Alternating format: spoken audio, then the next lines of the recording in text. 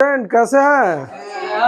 अच्छे हैं तो ठीक है। अब हम लोग जो है संख्यांकी चैप्टर में बहुत सारे सवालों को सॉल्व किया है। ठीक, आज हम लोग एक ही वीडियो में क्या करेंगे, एक ही वीडियो में माध्यिका, बहुलक और समांतर माध्य जो है ज्ञात करने का हम लोग प्रयास करेंगे।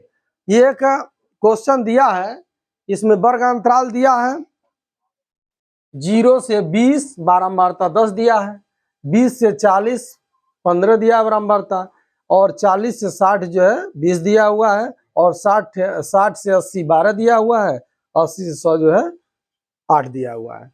तो इसका हम लोग सबसे पहले क्या निकालते हैं, माध्यिका निकालते हैं। क्या निकालते हैं? माध्यिका।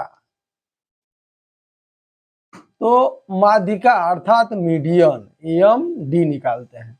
तो हम लोग जानते हैं माध्यिका बराबर होता है L plus N/2 minus CF बटे F इंटू होता है H। ये होता है। तो ये फार्मूला सबको पता होना चाहिए, तभी जो है इस पर प्रॉब्लम को हम लोग सॉल्व कर सकते हैं। ठीक, ऐसा है। तो जब माध्यिका निकालना हो और वर्ग अंतराल दिया हो, बारंबारता दिया हो, तो सबसे पहले हम लोग क्या करते हैं, संचयी बारंबारता निकालते हैं। क्या निकालते हैं? संचयी बारंबारता। और इसको क्या बोलते हैं? CF बोलते हैं। क्या बोलते हैं? CF, संचयी बारंबारता हम लोग निकालते हैं। संचयी बारंबारता निकालते क्या, कैसे करते हैं? ये 10 है, 10 लिख लेंगे। अब इस 10 को क्या करेंगे, 15 में जोड़ेंगे। तो 10 और 15 कितना हो जाएगा? 25 हो जाएगा। अब 25 में 20 जोड़ेंगे तो कितना हो जाएगा? 45 हो जाएगा। अब 45 में 12 जोड़ेंगे तो कितना हो जाएगा? 5 2 7 हो गया, 4 1 5 हो गया, 57। और 57 में 8 जोड़ देंगे तो कितना हो जाएगा? हाँ, कितना हो गया? 65 हो रहा है। अरे 8 7 15 को 5 हो जाएगा, हासिल 1 और 5 1 6, 65 हो गया। तो अब यहाँ n का वैल्यू जो है 65 आया है। हाँ, n बराबर, यहाँ सब जोड़ेंगे तो क्या हो जाएगा? n बराबर हो गया 65। ठीक, अब 65 को हम लोग क्या करेंगे, n/2 करेंगे, आधा करेंगे। ठीक, n/2 करेंगे तो 65 का आधा कितना हो जाएगा? हाँ, n/2 ये हो जाएगा 65। इसका आधा करेंगे तो 60 के आधा 30 हो गया। हाँ, ये हो जाएगा 32.5 होगा, 32.5। अब इसमें हम लोग देखेंगे, इसमें देखेंगे कि किसमें आएगा 32.5। संचयी बारंबारता 25 में आएगा? नहीं, ये कम है। 45 में एकदम आ जाएगा, और 57 में बहुत ज्यादा हो गया। तो इसलिए जो है हम लोगों का जो संचयी बारंबारता वाला वर्ग है क्या हो जाएगा? यही हो जाएगा। ठीक, तो इसमें हम लोग यही क्या हो जाता है? F हो जाता है। ठीक, तो और यह लोअर वर्ग अंतराल हो गया यल। तो यहाँ पर यल का वैल्यू हम लोग पास क्या मिल गया? यल बराबर कितना मिल गया? 40 मिल गया। यह बराबर कितना मिल गया? यह बराबर 20 मिल गया। ठीक है, और CF जिसमें माध्यिका वर्ग होता है उसके ऊपर संचयी वर्ग का क्या करते हैं, एक क्लास ऊपर देखते हैं। ये हो गया CF। क्या हो गया? CF। तो CF बराबर कितना हो गया?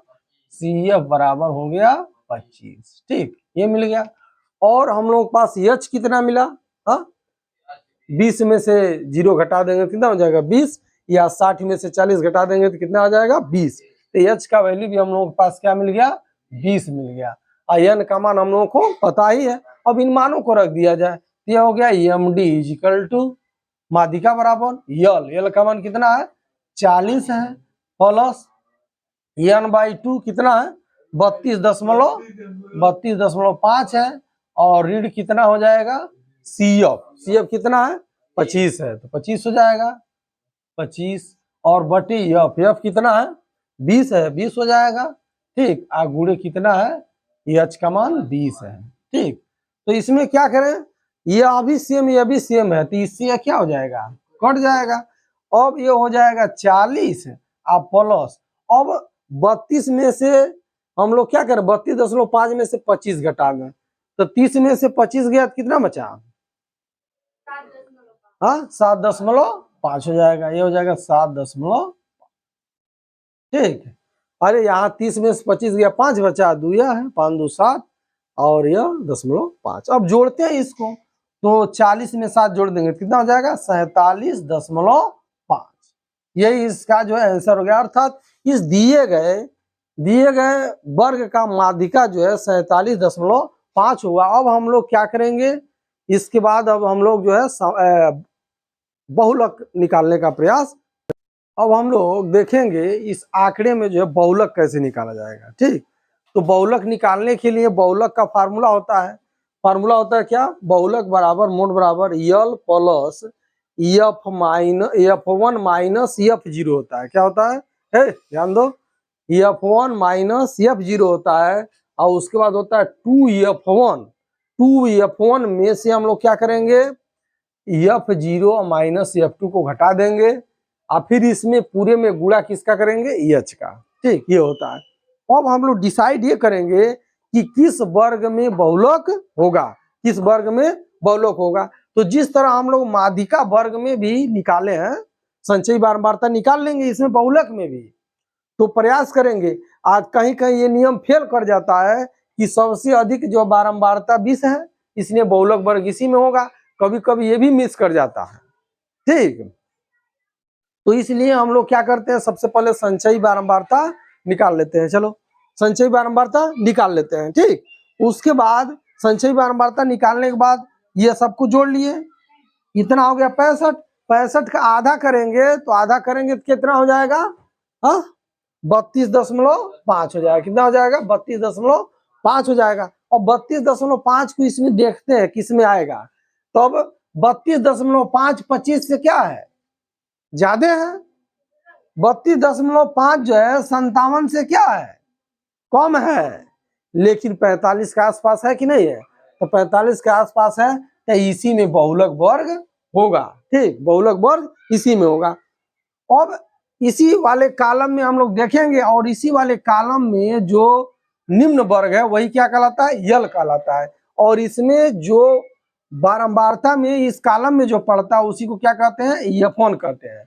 और F1 के ऊपर क्या होता है, F0 होता है, क्योंकि पहले 0 तब 1 और 1 के बाद क्या आता है, 2 आता है, तो हो गया F2। ठीक, तो अब हम लोग के पास F0 15, F1 20 और F2 कितना हो गया 12। ठीक, ये हो गया और यल हो गया 40।